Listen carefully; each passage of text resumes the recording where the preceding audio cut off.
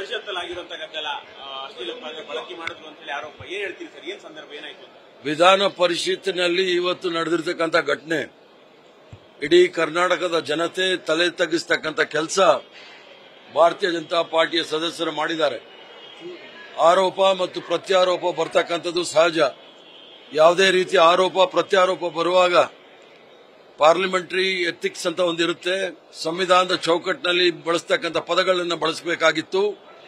ಆ ಗದ್ದಲದಲ್ಲಿ ಒಬ್ಬ ಸಂವಿಧಾನದ ಅಡಿಯಲ್ಲಿ ಪ್ರಮಾಣ ವಚನ ಸ್ವೀಕಾರ ಮಾಡಿ ರಾಜ್ಯದ ಮಹಿಳಾ ಮತ್ತು ಮಕ್ಕಳ ಕಲ್ಯಾಣ ಸಚಿವರಾಗಿರ್ತಕ್ಕಂಥ ಲಕ್ಷ್ಮೀ ಹೆಬ್ಬಾಳ್ಕರ್ ಅವರ ಬಗ್ಗೆ ಪ್ರಯೋಗ ಮಾಡಿದಂಥ ಶಬ್ದ ಯಾವುದೇ ನಾಗರಿಕ ಸಮಾಜದಲ್ಲಿ ಯಾವುದೇ ಪುರುಷ ಅನ್ನಿಸ್ಕೊಂಡವನು ಮಾಡ್ತಕ್ಕಂಥದ್ದಲ್ಲ.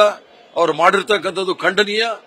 ಇದು ಕೇವಲ ಅವ್ರು ಮಾಡಿರ್ತಕ್ಕಂಥದ್ದಲ್ಲ. ನರೇಂದ್ರ ಮೋದಿ ಅವರಿಂದ ಹಿಡಿದು RSS ಇಂದ ಹಿಡಿದು ಭಾರತೀಯ ಜನತಾ ಪಾರ್ಟಿಯವರಿಗೆ ಮಹಿಳೆಯರ ಬಗ್ಗೆ ಇರತಕ್ಕಂಥ ಮನಸ್ಥಿತಿ ಏನು ಅಂತೇಳಿ ಇವತ್ತಿನ ಘಟನೆ ಬಹಳ ಸ್ಪಷ್ಟವಾಗಿ ಜನಸಾಮಾನ್ಯರ ಮುಂದೆ ತೋರಿಸಿದ್ದಾರೆ. ಆದ್ರಿಂದ ನಾವೆಲ್ಲರೂ ಸಹ ಇದನ್ನು ತೀವ್ರವಾಗಿ ಖಂಡನೆ ಮಾಡ್ತೀವಿ.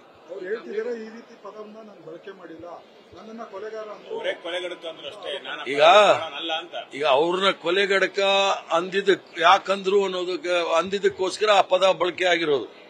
ಅವರೇ ಮಾಡಿದ್ದಾರೆ. ಈಗ ಅವ್ರು ಒಪ್ಕೊಂಡಿದಾರಲ್ಲ ಅವ್ರನ್ನ ಕೊಲೆಗಡಕ ಅಂದಿದ್ದಾರೆ ಅಂತ ಹೇಳಿ. ಹೌದು, ಕೊಲೆಗಡಕ ಅಂದಿದ್ದಾರೆ. ಅವ್ರು ರಾಹುಲ್ ಗಾಂಧಿಗೇನೋ ಅಂದಿದ್ದಕ್ಕೆ ಅವ್ರು ಅದಕ್ಕೆ ಪ್ರತ್ಯುತ್ತರ ಕೊಟ್ಟಿದ್ದಾರೆ. ಕೊಲೆಗಡಕರಿಂದ ನಾವೇನು ಕಲಿಬೇಕಾದಿಲ್ಲ ಅಂತ ಹೇಳಿ.